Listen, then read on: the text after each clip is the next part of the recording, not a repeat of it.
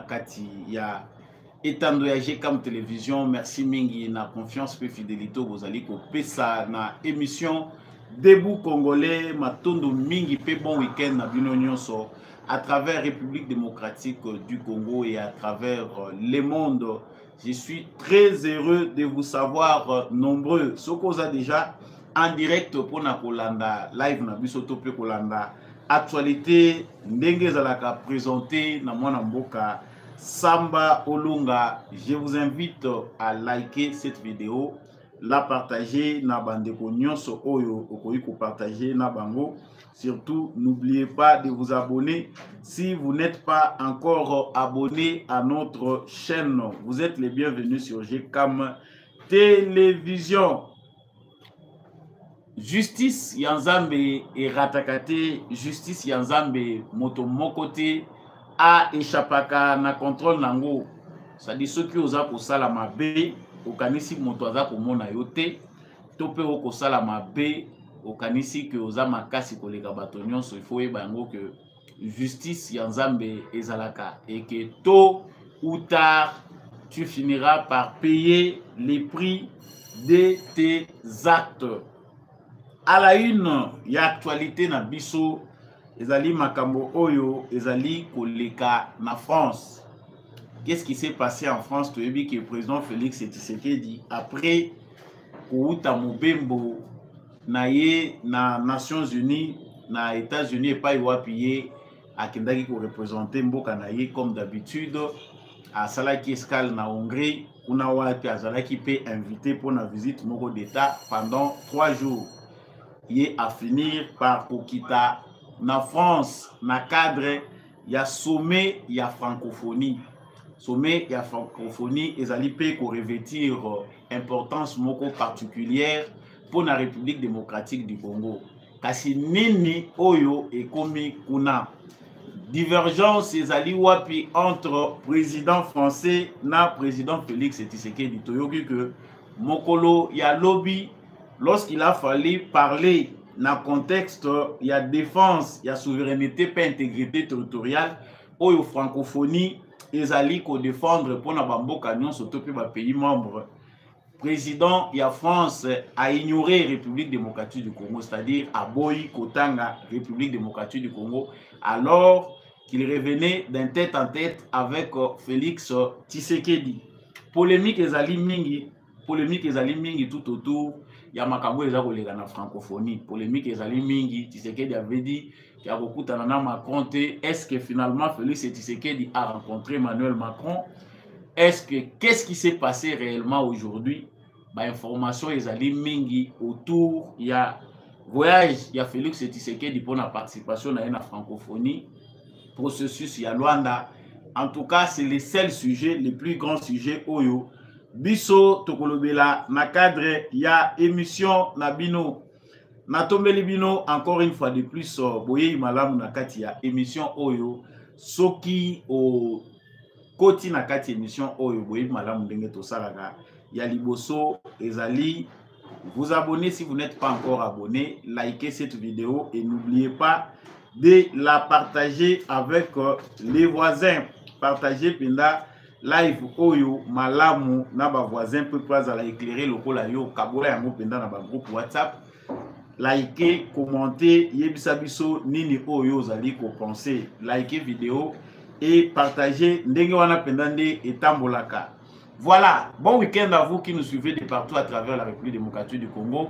Bon week-end à vous qui nous suivez à travers le monde. Là, tout à l'heure, on a otaki kolobela lisolo ya makambo eza kolega na francophonie. Félix Tshisekedi, lokola balobi aza itinérant. Tokaki président ya Brazzaville abengaki récemment que azali na itinérance. Donc azali itinérant alingaka kozala na endroit à chaque moment selon les termes qu'avait utilisé le président du Congo Brazzaville. Et effectivement, Félix Tshisekedi alingaka raté occasion diplomatiquement, alingaka toujours être présent, s'assurer que azali ko manquer quelque chose te na makambo eza koleka. Mais na sommet oyo ya francophonie, il y a à boire et à manger. boyebi malamu ke na contexte na biso ba congolais. Pour na biso ba congolais, il n'était plus question que Félix Tshisekedi aille na sommet ya francophonie. Le pourquoi c'est que ngai na yo toyebi que l'Organisation internationale de la francophonie n'apporte, ne contribue pas politiquement, ne contribue pas assez pour que la situation à l'est de la République démocratique du Congo s'améliore. Les Congolais belé bazali ko reprocher passivité, topé indifférence, il y a organisation vis-à-vis agression au Congo ezali ko subir. Président ya France Emmanuel Macron a ça la même déplacement koyati na République démocratique du Congo pour na komeka ko solo la likambo ya agression au Congo ezali ko subir. La déception était grande face à ces propos tenus à l'intérieur de la République démocratique du Congo. Il n'a pas été capable de condamner avec des mots forts l'agression que subit la République démocratique du Congo de la part du Rwanda.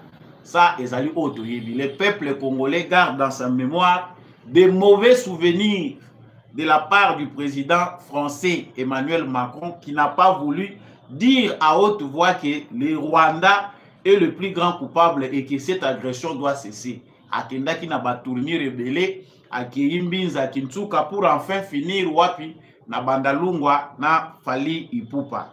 Mais lelo yo tomoni Tshisekedi na sommet ya francophonie. Il a eu des échanges en tête à tête na président français Emmanuel Macron pour une seconde fois. Plusieurs fois déjà basi bazwa ba échange tête à tête, mais toyebi que ça s'est soldé à l'hypocrisie. Oyo hypocrisie au biso toyebi na diplomatie. Yango nde conclusion ya rencontre ya Félix Tshisekedi na Emmanuel Macron. Bakutani basololi pendant plus d'une heure. Ezali makambo eleki il y a 2 jours, 48 heures passées ou bien 24 heures passées. Félix Tshisekedi azalaki en tête à tête na Emmanuel Macron. Basololi, il a été prévu dans l'agenda que la France tentait à parler avec le président Félix Tshisekedi, na président ya Rwanda Paul Kagame, pour bameka ko décanter situation na makambo ezali processus ya Rwanda. Na sorti ya président Félix Tshisekedi na rencontre na Emmanuel Macron tozwaki assez te ya information na makambo elekaki. Quel est notre étonnement, na surprise na biso? S'il vous plaît, si vous êtes en direct, veuillez déjà partager les lives. Kabola Penda live oyo na voisin. Baninga pe bakota pota mutokota actualité le loi zamingi te ko umelati. Faut baninga pe bakota temps pour que biso nyonso tozala à la page. Donc tout le monde a qui pende lo mingi te. Mais lobby Emmanuel Macron azali ko sala locution na ye na ouverture ya sommet ya francophonie devant ba chef d'état ebele. À lobby, la francophonie est un lieu où nous pouvons ensemble porter une diplomatie qui défend la souveraineté, l'intégrité territoriale partout à travers la planète. A évoqué Ukraine, Arménie, Proche-Orient, les Liban, les États-Unis, les États du Pacifique, pardon, mais a évoqué, mais a ignoré République démocratique du Congo. Agression à la République démocratique du Congo a sali mention en côté. Pour les Congolais, de manière générale, c'était une grande déception. Pourquoi le président français Emmanuel Macron n'a pas osé citer aussi les Congos parmi les pays agressés, parmi les pays où la souveraineté et l'intégrité territoriale est menacée? L'a-t-il fait sciemment? À la qui que position naie azali très proche ya Kagame azako défendre ango, ou c'était une façon pour lui de se venger face à Félix Tshisekedi, ou encore plus humilier Félix Tshisekedi pour la diplomatie naie état molité? C'est ce que les Congolais d'abord ont cherché à savoir. Boyebi malamu que dans chaque chose l'émotion ezalaka réaction à Liboso, tout le monde est toujours émotionné, tout le monde est dans les sentiments, mais après, nous cherchons tous à savoir avec réalisme qu'est-ce qui s'est passé réellement? Est-ce que échange et salimaki entre Félix et Tshisekedi na Paul Kagame na président français et tournaki na vinaigre, Félix et Tshisekedi n'avait pas convaincu? Qu'est-ce qui s'est passé réellement? Par contre, le président français qui n'a pas le courage de citer la République démocratique du Congo pour éveiller l'attention et la conscience de l'organisation de la francophonie par rapport à ce que subissent les Congolais. Toza, deuxième pays francophone du monde, le premier pays en termes de démographie. C'est le premier pays francophone parce que la population a estimé que déjà la France la population. C'est le premier pays francophone du monde. Mais à ignorer pas si ezali koleka na kati ya pays wana francophone du monde. Mais aye kozwa brin moko ya komeka kolobela Congo tango aza kolobela Fally Ipupa. Alobi naza ko citer parmi les acteurs culturels Fally Ipupa qui vient aussi de la République démocratique du Congo. Aza ko uta na Bandal, il vient du Bandal et il est maintenant venu na Paris à Solo, le vrai Paris. Donc a uti kuna ndenge bana Bandal bolobaka Bandal c'est Paris. Alobi a Fally Ipupa uti Bandal sikoyo aye na vrai Paris oyo ezali Paris awa ya France pour na assister na événement monene oyo tozali ko célébrer diversité culturelle ya ba pays nyonso francophone. C'était la seule occasion pour lui, il a évoqué la République démocratique du Congo. C'est-à-dire na makambo nyonso biso ba congolais tozanango, c'est que lui a trouvé de mieux d'exprimer par rapport au Congo, c'était la présence de Fally Ipupa qui représente aussi, certes, diversité culturelle, il y a un monde francophone au Tozali. En tout cas, pour les uns, c'était une humiliation. Batebele oyo baboyaki ke Félix Tshisekedi akendete na sommet ya francophonie, bamonaki opinion na bango réconforté par rapport à position ya Emmanuel Macron. Par contre, il a même cité Paul Kagame en l'état kina alobeli likambo Paul Kagame na ndenge expression moko ba utilisaka mingi na mboka na bango. Donc juste pour le titiller en passant, mais il a ignoré totalement la République démocratique du Congo. Là nous sommes encore dans les faits, toza ko relater o eleki. Encore boyebi que RDC pays de polémique. RDC est un pays oyo biso nyonso to dramatizaka. Eza mboka elengi. Mboka ya ba débat, mboka ya polémique, polémique pe ekotati na monde politique. Awa to moni ba photo bazali ko brandir biso, moni muto azu photo atie bakangi photo d'ensemble oyo ba président to pe ba chef d'état nyonso basali bakangaki na pona première ouverture ya sommet à francophonie balobi tala Tshisekedi na Kagame baza très proche. Trois présidents kaka nde bakaboli bango moko na seki na lobi mais Tshisekedi sikoyo ifo abanda bokima lokola lobaki ke akokutana na Kagame kaka mokolo ye moko nkolo akoya seke soka moni Kagame aza pembeni na 5 mètres Tshisekedi abanda bokima ye po babima na ye ensemble na photo te. Vous verrez des journalistes créer une polémique qui n'a pas sa raison d'être. Les Rwandais eux se réjouissent balobi Tshisekedi aza biloba loba. Tomoni photo ya Tshisekedi qui est en train de saluer la secrétaire générale de l'OIF, Louise Mushikiwabo. Baza kopesa na yembote. Ça veut dire pour les Rwandais, c'est une fête. Ba pro Kagame pour na bango, soko keyi kotala na ba publication na bango, en tout cas c'est la fête. Une raison de plus ya ko incriminer Tshisekedi balobi ki aza koyeba makambo aza kolobati. Ça encore ce sont les faits. Mais qu'est-ce qui s'est réellement passé? Lelo tant tozali kolobawa ndenge naza kopesa actualité oyo, la diplomatie française a échoué pour rapprocher les deux présidents. Na information tozali kozwa na ba canaux officiels ezali que le président français voulait à ce que ameka réunir les deux présidents, c'est-à-dire Félix Tshisekedi na Paul Kagame. Les deux délégations ont refusé parce que la demande faite au président Félix Tshisekedi déjà au cours et échange na bango, Félix Tshisekedi n'a pas voulu que Bakuta na lisusu na Paul Kagame. Et aussi de l'autre côté, selon ce qu'on attend, bango pe nangamu na bango ba Rwandais ba yebaki déjà que Tshisekedi a kolingate, bango pe balobi que ils n'ont pas l'intention, ils ne sont pas prêts à le faire. Ministre et Affaires étrangères ya Rwanda na micro ya Reuters moko ya ba média français a lobby que bango baza na problème te. Le problème se situe au niveau du Congo, de la République démocratique du Congo. Les alliés de République démocratique du Congo Mouto a bloqué le processus à Luanda parce que tout était déjà là prêt pour que va signer. Même le numéro 1 du renseignement congolais était là, mais Bango Bakamwe, comment la République démocratique du Congo n'a pas voulu signer. Yango Bango Pona Bango, vous pensez que tout est au niveau du Congo. Si le Congo veut la paix, en tout cas, Félix Tshisekedi va ordonner à sa délégation de signer par rapport il y a processus il y a Luanda. Bande konangai likambo yebite avant ko commenter, avant ko condamner malamu oyeba ndesi maobandi ko sala commentaire na réalité. Ça ce sont les faits tels qu'on nous le relate officiellement. Mais qu'est-ce qui s'est réellement passé? Je pense que c'est la question que vous voulez savoir et moi aussi j'ai voulu savoir et maintenant je sais. Tout d'abord, premièrement, la France d'Emmanuel Macron ne s'est pas encore séparée totalement du Rwanda. Macron n'a pas solo la Félix Tshisekedi, il a voulu convaincre Félix Tshisekedi n'avoir Oyo Tshisekedi alingi lisusu kozongelati.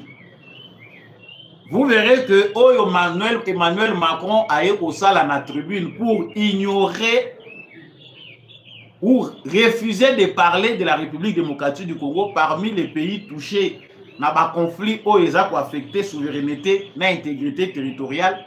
Ezali Siama qui a sali yango parce que dans l'échange naye Moulaïna Félix Tshisekedi, il tentait de convaincre Félix Tshisekedi pour accepter clause na bango.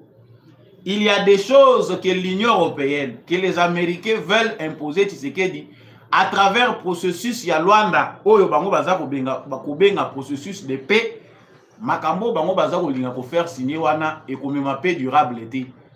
Et ko poussa biso lisusu na ba conflit. Le nom de Tshisekedi face à Macron, yango nde esali que Macron asala eloko oyo ya sali wana incident mais acte volontaire ya kobo ya ko citer République démocratique du Congo parmi les pays touchés. Ba conflit les a touché souveraineté et intégrité territoriale. Il y a des pays francophones.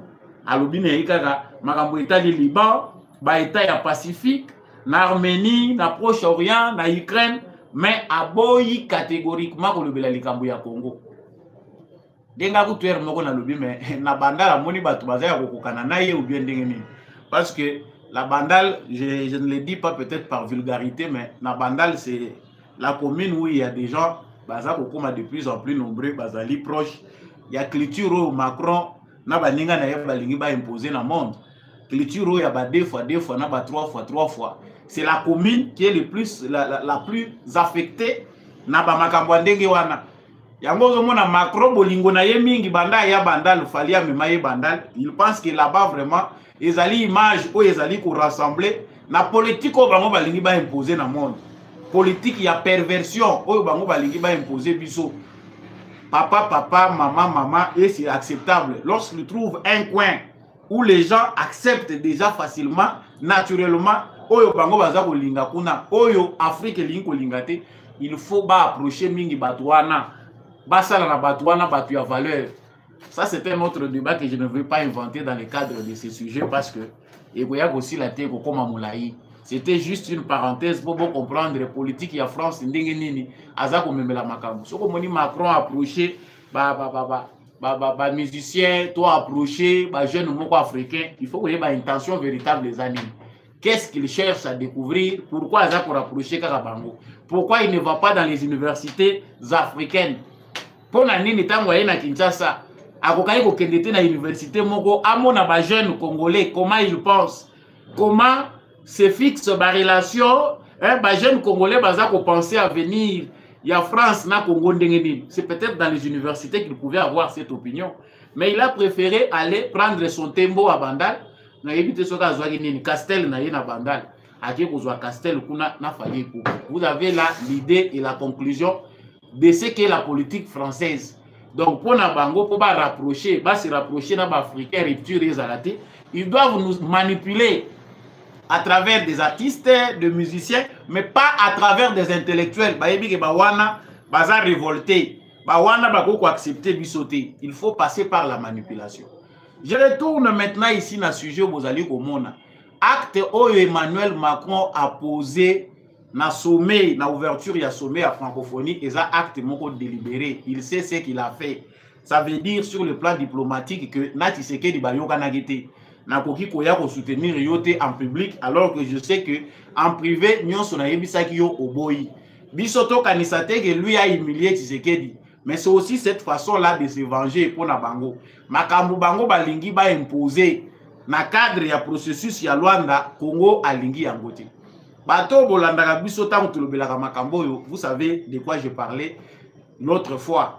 Tulobi que ba processus nyonso oyo bomoni Tshisekedi azo finir par ko boycotter. Ce n'est pas dire que aza ko sala diplomatie mabe topé aza ko mema makambo na ndenge sengelité. Nous sommes seuls contre tous. Bato oyo basali que makambo to memaki na EAC processus oyo bandaki na Kenya na Nairobi et échoué. La France a aussi contribué à cet échec parce que bango moko wana bazali des fois kolinga ko condamner Kagame publiquement, mais dans l'ombre il continue à exercer politique na bango et accompagnement ya Macron, parce que tout ce que fait Macron nani Kagame aujourd'hui pardon ezali bango nde mutu bazali ba instigateur, bango nde mutu bazana simanayi. Nous n'avons pas à rougir, penser que la diplomatie congolaise n'a pas bien marché, Félix Tshisekedi a failli, il ne devait pas partir. Non, par contre, on a peut-être sens dans l'analyse des alliés qu'il faut que ça commence, ça continue à aller dans ce sens. Biso, ba Congolais, tout le monde a. Et ça, le maraboué publiquement. Si Tshisekedi n'était pas parti, et ça n'a pas coupé sa bateau avantage ou à couper sa bangote. Si Tshisekedi ne serait pas parti, Kagame serait parti. Attends, Tshisekedi a un représentant. Les représentants n'auraient pas fait ce que Félix Tshisekedi a fait. Les représentants n'auraient pas une tête à tête pour comprendre où est les Kanamutu et Macron. Dans ce sens-là, on comprend que oui, Félix Tshisekedi a les raisons d'être toujours présent. Et là, on a biso ba Congolais to bénéficier parce que biso to moni que zoke de mabe, bazana bango na bisote. Comprenons, chers téléspectateurs, que l'attitude de Tshisekedi vis-à-vis de l'Occident est comme déjà qu'on a nuancé.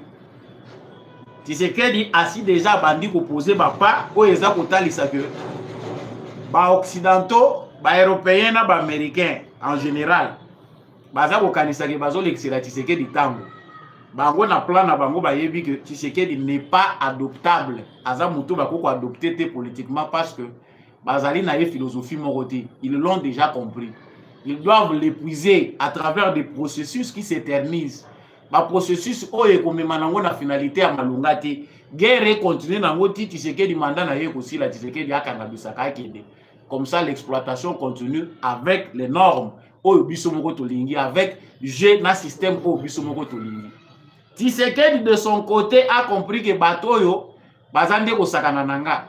Il a maintenu une bonne ligne de conduite. Et ça dit qu'aujourd'hui, les Congo ne restent pas dans les camps de l'Occident. Les Congo aujourd'hui a déjà montré que nous sommes un pays où il faut s'ouvrir dans le pays.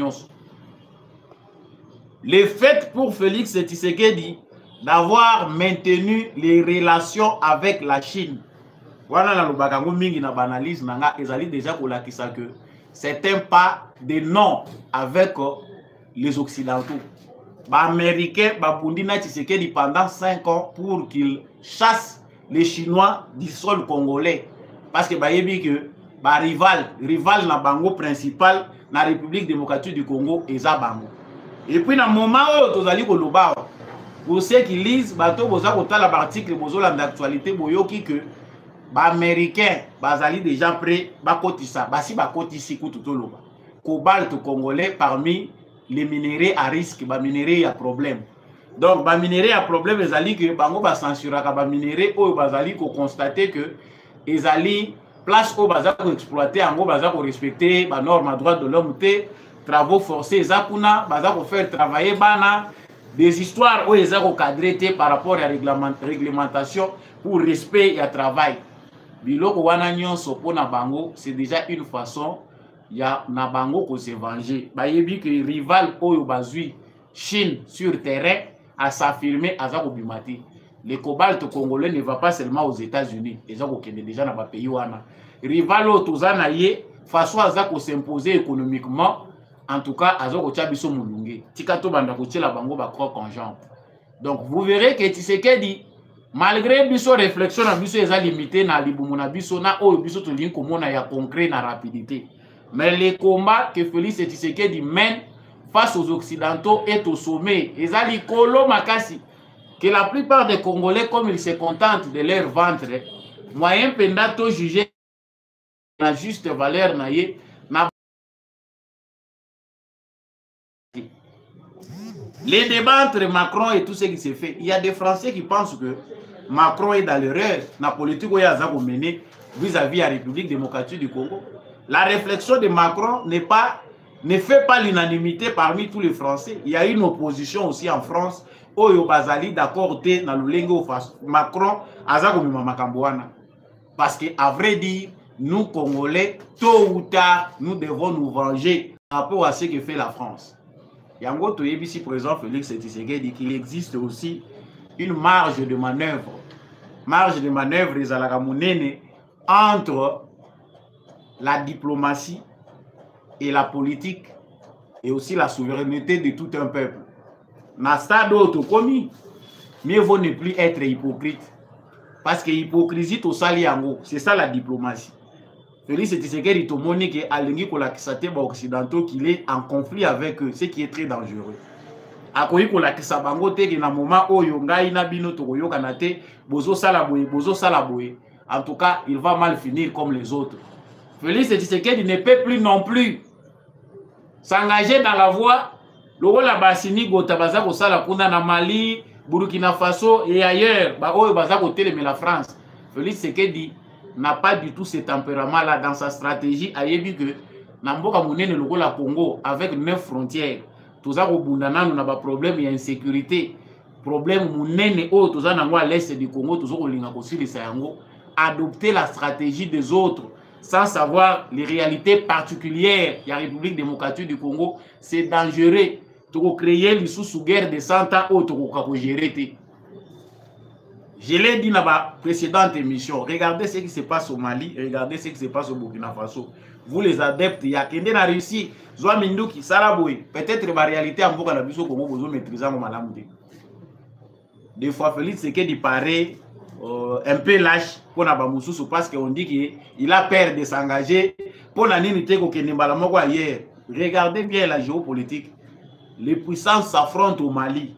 Pour que le développement base la stabilité et comme il faut que nous ayons la sagesse pour équilibrer le conflit ouvert dans la politique, et ça a toujours des conséquences incalculables.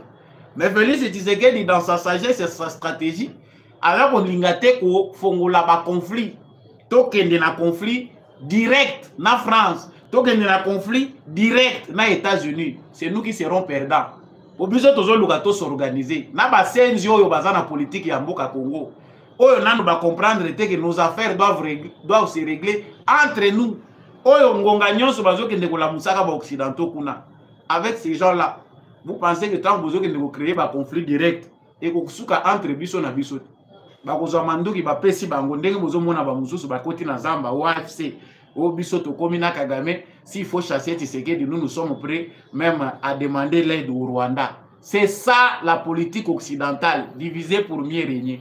Tshisekedi, ce kaza ko bima quelque part lokola zoba na miso bato mususu, s'il fait profil bas pour préserver koboya ke ba conflit est éclaté belé. Ce qui tolandi ba senzi na bo senzi na bango, c'est nous qui perdons. C'est ça aussi ça le cœur d'un patriote, d'un homme d'État. Donc, affaire à Macron, et là, au besoin de nous aussi, le président Félix Tshisekedi des alliés que marge à peuple pays Zalaka. Au nom du peuple congolais, si ce peuple-là a la maturité nécessaire, il est important aussi de fixer une limite à la France. Les Congolais, ils ont charge, ils ont Tshisekedi. Non. Ceux qui ont dit que l'élo, France, l'Ongola, tout le monde a sous-souté ambassade. Ah, sans manipulation, sans que Tshisekedi nous pousse à le faire, ça se fera. Et comme ça, les manango. Comme l'organisation la francophonie, les alliés organisation moko, et lingi koto saba congolais. ezali ko soutenir justice te baza ko citer ba pays mususu na ba conflit mais conflit ya Congo baza ko ignorer yango pour leurs intérêts biso ba congolais to lobi to bima na francophonie wana. Moi je pense que si les Congolais de leur propre initiative sont dans la rue pour que cela se fasse et ko salema totika nyonso ko latsaka Tshisekedi. Des fois nous sommes un peuple oyo bakati yo singa moni lisese oyo antaba bakata singa ntaba vandi 18 ans soki 21 ans bakangai kana singa lela kana singa bakati singa menta bazo kendete tabazo tourner kaka isika matite kauka mesana nango. Ça lui prendra du temps pour taba comprendre que singa se katanaki nako kende kolia nanga matite ezali musika jour tabazo ya ko benda mutu ba comprendre que singa zate c'était un peu tard. Ça a pris encore des jours bazo tindika ntaba kende musika menta bazo yenga yenga wana. C'est un peu ça l'image de ce que sont les Congolais aujourd'hui. Les Congolais, belé basi ba mesani ba sale la kabango. Le peuple est sérieux, oyo balingi, baza ko sala yango pe ko kokisama. Il n'existe pas d'arme capable de réduire à néant la volonté de tout un peuple. Kaka Tshisekedi, Boko Bomisa Tshisekedi, moi je ne le souhaite pas, on ne l'a jamais souhaité. Tshisekedi n'est pas le Mumba, n'est pas Laurent Désiré Kabila. Mais il faut savoir se prendre en charge au lieu de critiquer ma critique inutile. Présence à Tshisekedi des acquis nécessaires et puis si besoin information. À ce stade où on bazali kozonga, toyebaki déjà il y avait déjà prédit aussi to prédire. S'il vous plaît bandeko boza en ligne, likez cette vidéo, n'oubliez pas vraiment de partager, liker la vidéo, ko bosana ko liker TP ko partager vidéo na bino, c'est essentiel. Donc les minéraux congolais des aposa na bango. Ba occidentaux, les américains parce qu'ils sont divisés entre eux, bazana même langage était. Objectif na bango na momo nazali koloba. L'objectif principal des occidentaux, c'est de continuer l'exploitation. Exploitation, il faut continuer. Ils nous ont exploité dans l'esclavage, traite des noirs, colonisation, néocolonisation. Aujourd'hui, l'exploitation doit continuer sous d'autres formes. Yango baza ko lukelango forme forme nini bakolati sango. Chaque processus est amoindri par bango. Les solutions, ce sont eux qui les proposent. Maintenant, on va comme à la finalité, il faut imposer en motif. Il faut savoir pourquoi Tshisekedi a boyi ko signer dans Luanda. Ils étaient déjà boyés. Comment ils coincés? Cet accord-là, cette proposition-là, elle est américaine. Américaine de imposer. Tshisekedi n'avait pas cherché encore un autre processus pour Bakabola Bangona Kagame. Mais Kagame a lobby à quelque chose à cesser les faits. C'est Kagame, son initiative. Les Américains ont lobby noté, to tchelibino plan. Plan oyo biso to tchelibino awa, Tshisekedi, yona Kagame, bo s'entendre, yo kapé makamuya koloba, yo pe loba oyo esengeli bo loba, bo trouver terrain d'entente, bo signer accord de paix comme ça qui met les hommes. Les Occidentaux veulent nous tourner en bourrique. Ce sont de sacrifier notre président, penser que c'est Tshisekedi le problème, c'est quelque part être ignorant. Tshisekedi des problèmes était. Il est confronté à tous, le monde entier veut le minerai des Congolais, mais balingi ba Congolais tena Congo. Ce qu'ils veulent, c'est nous exploiter. Si vous avez et comme Kagame a dit Tshisekedi a négocier na ba M23. Et le wana onoté ba militaire rwandais il faut ba na sol congolais pour bango pe ba participer na ba opération de neutralisation ba FDLR. Et si wana te non il y a des réfugiés. Chaque jour Kagame ne cesse d'accroître le nombre de réfugiés congolais qui sont au Rwanda. Bango nyonso wana balobaka munoko moko ya Congo wate. Bazolo bagaka Kinyarwanda. Donc la pébino aussi officialiser le but que Kinyarwanda c'est l'une des langues parlées au Congo. Bon moi je sais pas, là jusqu'à là on est ignorant.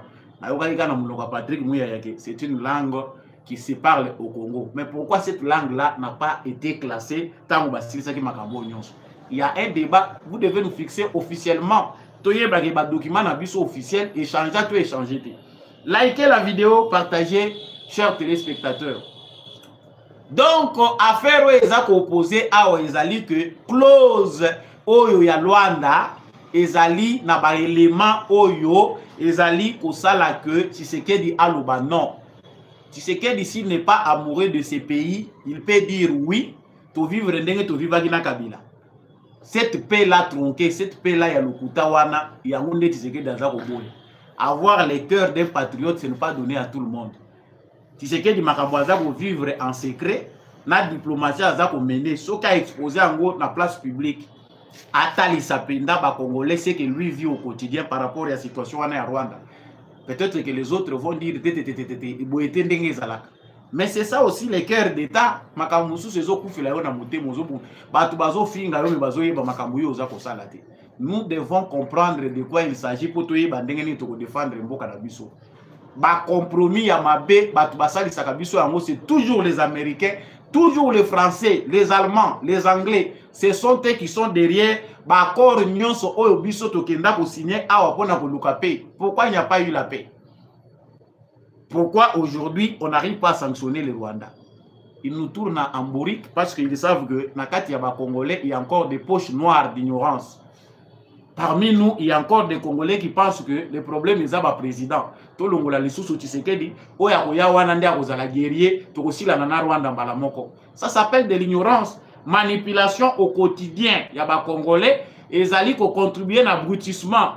Olé ba Congolais bazala debout, soutien na président na bango, Kagame a déjà mal à l'aise, mais la manipulation entraîne certains Congolais à s'attaquer à Tshisekedi. Oh, yoku to atie Kagame ngo mal à l'aise. Banda bino bovanda gina Kagame awo. Tshisekedi aye kokuta bino na Kagame na Kabila. Bozalaki ata na courage ya koleka na télévision nationale o banda ko s'attaquer na Kagame o loba banda tongo tipo kwa boleki bolobi. Bozali ko loba yango te. Le Tshisekedi ko s'attaque à lui les lots toza ko loba ke Tshisekedi oyo aza ko kokate, aza faible, il est lâche. Vous savez ce que ça s'appelle lâcheté. Toutes les guerres ne sont pas les bundamaka ndenge moko te. Ils ont une guerre dans le temps. Yozo kanisaki wananda aza kolonga mais nasuka kao moko ya dikofi bimi pe esili komba pe esili mbala moko. Tshisekedi est imprévisible, les ali pona ko sala eba elogité. Il y a seulement un grand fossé, les ali ko kabola biso ba congolais na Tshisekedi, c'est la compréhension. On ne comprend pas. Tshisekedi manque le temps, c'est ce que les Congolais doivent penser pour tout ça yango à travers la constitution na biso. Si on donnait à Tshisekedi le temps, il n'a aujourd'hui que 5 ans, toujours qu'il est vers 6 ans, où il y a à diriger Mboka. Les gens veulent le juger, le rôle à Moutoumoko a sali 20 ans. Les gens veulent qu'il accomplisse ce que les autres n'ont pas pu faire pendant 20 ans. Tshisekedi a kokisamo à 6 ans. Ça s'appelle aussi de l'ignorance. Ceux qui Congolais ont la bonne information, on ne peut pas en arriver là. Les Congolais vont soutenir le coup de Tshisekedi. Voilà pourquoi moi j'en profite pour dire à Congolais que parlons de l'essentiel. Tshisekedi, Macron, Tshisekedi ceci, si Tshisekedi nous trahit, Tshisekedi nous a trahis, on le saura. Quand Tshisekedi ne trahit pas, c'est facile à comprendre que Tshisekedi n'a pas trahi, il est en difficulté, alors qu'on méritait soutien à Bissou. Awa baza kolobela likambo ya constitution. Les autres font semblant. Bamusu ba s'écarter, ba longwe, ba lobi, likambo yo, eza ya kolobela yango te. Mais même la constitution fait partie du complot. Tant on a un complot, awa pona nini ba guerre aussi la te. Ba accord kili. Boza déjà na clause na kati ya constitution na bino balobi, so qui traité to accord moko international et zoami pour la RDC. La RDC doit céder une part de sa souveraineté pour la application ya accord wana to traité wana. Bino boza na mboka wana bozo vivre. Yango zo mona balingi basala sukuna de. Bakoti si bikota kota na kati kuna balobi non, il faut imposer. Chers Congolais, na suka, na virage ya suka makambo ezalaka compliqué. Ça paraît impossible, mais avec des gens déterminés, bato bayebi que le Congo c'est le temps du Congo, ba mataba kita. Nous avec notre masse, biso ba Congolais, biso ba Kolomboka na biso ceux qui to lobi non, ndenge to boya ba balkaniser mboka oyo, ça va jamais arriver. Ils ne vont jamais balkaniser la République démocratique du Congo. Le changement constitutionnel est une impérieuse nécessité. Ce qui biso to pesi Tshisekedi possibilité te ya kosala yango, personne d'autre ne va nous faire traverser ce Rubicon. Cette histoire qu'on nous a imposée, qu'on appelle constitution, biso to za ko mona oyo. Oyo babandi basangani po batika barbarie na bango esengeli baya ba créer loko moko test moko base moko juridique pour permettre bango que balonga zamba ba kota politique. Aujourd'hui nous vivons de ça une réalité. Ba Congolais pe basi ba mesani ba lobi to pekisa ki Kabila a changé, le lobi sope to lingi Tshisekedi a changé en côté. Que l'effort aide les faibles. On sait que débat oyo tozo kota ya constitution oyo c'est encore un débat difficile. débat ou même communauté internationale a s'ingérer nango alors que ça question ezali ko relever la souveraineté nationale. Ailleurs les débats des changements constitutionnels il y a mboka moko te mutako ke ndekokota. Eza makambo eza relever la souveraineté na bango. Si le peuple de ces pays là veut ba ko sala yango. Ici le peuple congolais veut le changement même si le peuple n'est pas peut-être bien orienté. Ndenge nini ba ko orienter peuple. Kotali sa peuple le loso ko souffrir. Et ça parce qu'on a privilégié un petit groupe. Tout ça, vous l'avez dit, moni, bon, on y a ce qui est dépenses, on y a ce qui est dans le fonctionnement de l'institution. Oui, c'est ça aussi les complots. Les politiciens se sont arrangés entre eux, ceux qui étaient en brousse et ceux qui étaient là, Yokani, Basali, tout pour leur avantage. Vous ne voulez pas que ça change, vous êtes dans l'émotion. Vous se perdre. Chers téléspectateurs, vous aurez compris que il y a pour le Bezali Mingi, télévision est à la Kamgonga. Merci à vous de nous avoir suivis de partout à travers la République démocratique du Congo. Yangai Moutuya na Lubaka. Ezalaka Congolais azala debout. Congolais azala éveillé. Le reste sera facile. Tshisekedi n'est qu'un passager. Toujours tant à Tshisekedi, après 5 ans, 10 ans, on ne parlera plus Tshisekedi.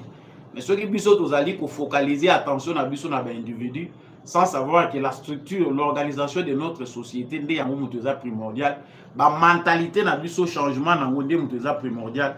En tout cas, Esengeli Penda Toyeba Kobongisa. Ezali Penda important. Merci à vous tous qui nous avez suivis de partout. Bandeko ya Paris, ya Kinshasa, ya Bukavu, Goma, Edmonton, Kuna, na Canada, bandeko ya Washington, New York, partout. Boza Kolanda Biso, je vous aime beaucoup. N'oubliez pas de liker cette vidéo, liker, partager, abonnez-vous si vous n'êtes pas encore abonné. Merci à l'équipe technique d'Ndekumbi Achako qui nous a accompagnés pour que cette émission vous parvienne. Matondo, n'apôtre Gérard Kabeachovo, merci Mingina, Jean-Louis Timbalanga, l'homme de la vérité des urnes. Merci beaucoup à papa Maurice Kikangala, à papa Michel Lumakasso, merci à papa Boniface Mpunga, papa Freddy Ngwama, papa Paulin Tika, Mama Bill Bilonda, Mama Lisette Mombendou, merci mingi na Mama Anima Samba, pe ba union so boningaka émission ya Samba Olonga. Bon week-end à vous tous na bomoko pe na bolingo. Nde Congo na biso ko yeba ko kende liboso ngai na bino to kabwani wana to kutani prochainement.